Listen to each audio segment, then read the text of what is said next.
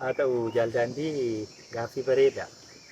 Qaamni dirreerra jiru eenyumee araarri mootummaa waliin yoo milkaa'ee hin fudhannu ka jedhe dhageesseetta hammanumaa jechuudha.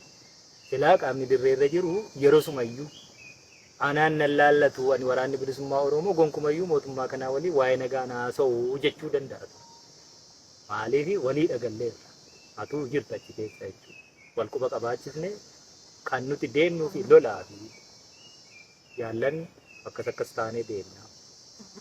Mootummaan abbaa irree kuni malaan asii nu baasuus barbaadu maltii sana deemnee gallaumaa rakkoon hin jiru.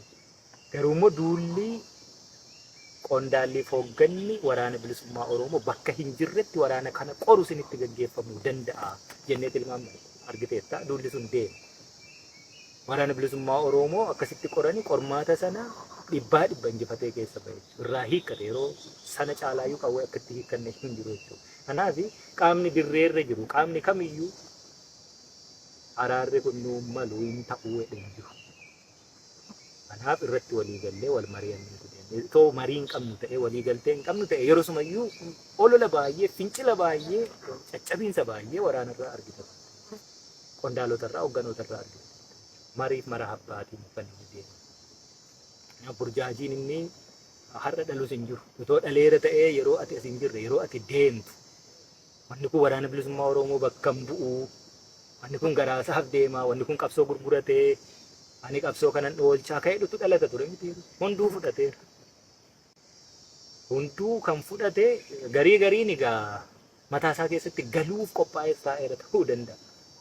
Galamuun moo hin danda'u ree waan Oromooti barbaanna malee waan keenya miti. Waan keenya barbaanna ofii keenya bu'aa keenya taanaan immaa maali? Abbaan keenyis maatiin keenyis yoo dhabanii ijoollee isaanii nu qallabachuu hin dadhaban yoo hojii dhabne hoomaa gochuu dadhabne maatii keenya silaa qe'een isaanii golgolaa'ee jireenyi isaanii itti dukkanaa'ee maatii qabsaa'otaa waraana bilisummaa Oromoo hedduu faca'ee kan hin facaafne turre jechuudha. Lafa isaanii qonnee nyaachuu dandeenya. Yeroo dulluma isaanii hirkoo ta'uufii dandeenya. Sanaaf hin deemu. Galuuf qophaa'ee kana keessa galuun suni ta'uu didde jennaan immoo kan rifate jiraachuu mala. Kan kanaachi gaafa deemame waan Oromoof maltu ni arganna yoo ta'e Oromoof Oromiyaaf ni fudhanna. Waan Oromoof Oromiyaaf hin malle immoo taanaan isin dirreerra jirtu qabsoorra jirtu qawween keessan sin harka jirti yoo rakkannellee nuti wareegamallee baasuu ifaa dandeenya. Wareegama sanaaf nu qophii waan taaneef akka harkaan laattanne waliin jenneetu kan socho'an. Maaliif lola asiin jedhe lola akkasitti deemtee fagaattee haala qawwee kee of harkaa lafa keessee deemtu keessatti kutannoo si gaafata murannoo si gaafata.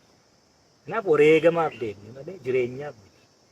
Wareegamaaf yeroo deemtutti waraanni wal dhagahee nagaan galaa ammoo waan shira qabdu waan akka Abiishee Garbaa nama gootu keessatti hin kufiinaa waliin jennee akkasitti wal gorfannee sochoofna.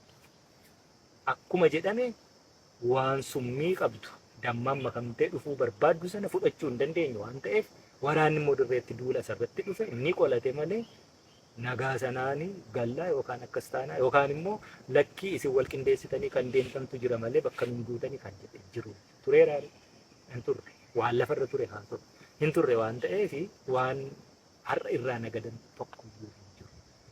Gama mootummaa sana waliin yookaan PP waliin wanti ture PP waliin diinuma homaa wanni ture jiru nama gidduu keenya jira. Warra Ameerikaa warra Noorweey akkasumas warra achi keessatti waa guggumaachan jiru jechuudha warra Kanaadaa fa'aa dabalatee. Mootummaa Taanzaaniyaa akkasumas warra Keeniyaa qaamni hedduun sana keessatti involve godhe. Keessumaa mootummaan Taanzaaniyaa bakka Veenuu sana nuu qopheesse nagahummaa keenyaaf illee yaalii hedduutu ta'eera waan ta'eef tika baay'ee professional ta'e baay'ee committed ta'e dandeettii qabu warri kun baay'ee galata qabu jechuudha qabsoo bilisummaa Oromoo keessatti galata guddaa qabu Oromoon biyyattii sana akkasittiin haa yaadatu jechuudha warri qabsoo beeku warri qabsoo Oromoo keessa qabsoo bilisummaa Oromoo keessa jiru biyya Taanzaaniyaa akkasitti galateeffannaa jechuudha. Baanee hanga naannofne biyya meeqa keessa murree dhufnu akka itti isaan nu gaggeessan. Kanaaf warra sana bira innaa deemne Qawween keenya qawweema jira, lolli lolumatti jira, wanni firoomne waliin hin jiru. Teenya waliin irbaatan nyaanne, teenya waliin suuraan kaa'e. Harka ishee iyyuu hin qabannee jechuudha. Dhiiga qaba harki ishee waan ta'eef. Waan wal haasa'uu dhabne yoo nagaan bu'a ta'edha. Nagaan bu'uu didee diinummaan keenya itti fufe akkasumatti dachaa. Naaf walitti dhufeenya hin qabnu isaa wajjin. Gaarummaan ture tokkotu ture. Warri waraana bakka bu'ee dhaqe. Rakkoo kana beeka lafarratti waan ta'eef akka dhumattu fedhii qabu ture. Dhugaan jirtu. Warri suni waan jenne fudhachuu jalqabee ture jechuudha. Abiyyi namtitti Reedwaan Huseen jedhamtuu fi Geediyoon Ximoosiyoos jedhamtu ergee waraanni kun hiikkata yoo ta'e qofa waliin haasofnaa jedhee seenii tureyyuu kanaan dura booresse arrabsoo tiyuut godhee achumatti badee jechuudha. Akkasitti fashalsa. Warri waraanaa beekaree lafarratti waraanni isaa maal akka ta'aa jiru. Dhiiga dhangala'aa jiru beeka. Waliigaltee bareedaa irra gahamee ture jechuudha. Fudhachuutti jalqabanii ture. Warri kun dhufeetu mootummaa singoonaa dhahe. Mootummaa ta'uu miti. Yoo isaan nu gochuu baatanis kanaan mootummaa ni taana beeki jaaldaandi. Kanatti namantooti. Kanaaf itoo dhiigni dhangala'iin immoo rakkoo kana furraa. Yeroo rakkoon kun furamtu beeki isaaniiyyuu gaafatama hedduu jalaa ooluuf turan. Wanni wal nu dhabsiise tokko immoo achi keessatti accountability. Turuusii naa jiraatu, fact findingii naa jiraatu, dhugaa barbaachuu naa jiraatu waraanni bilisummaa Oromoo akka Piriitooriyaa sana ta'uu hin danda'udha jechuudha. Wanni taajabdoonni nu gudduu jiran rakkatan tokko kanaa jechuudha. Akka Piriitooriyaa sanatti dhumachuu hin danda'u. Atis asiin galee achiin galeeti. Nama baay'eetu qeenitti gubatee jireenyi isaa bulbulaa'ee dhallisaa duutee Oromoon du'ee duutisaa kanaan duras dubbadheera. Bara Haile Sillaasee moo bara Dargii moo bara TPLF moo namni du'e guutuu Oromiyaa keessatti lakkooftee bira ga'uu dandeessaa jechuudha. Bara kana beeki guutuu Oromiyaatti miti ganda keessatti waggoota 5-6 darban miti guyyaa 5-6 keessatti nama du'e lakkoofnee itti ba'uu danda'a. Kanaaf accountability jiraachuu qaba. Kanaafuu roodmaappii sana keessatti arraa'een kan inni qabatu tokko fact finding. Dhugaan jiru eenyutu eessatti maal balleesse yookaan maal dhugaan jiru suni edda adda bahee immoo namoonni piroosekiitu ta'uu qabu. Mana murtii dhaabbachuu qabu dhabe. Mana murtii dhaabbatanii yoo Oromoon dhiifama godhee fi haa bahan sabatu murteessaa jechuudha. Araarri immoo haa bu'u. Turuus.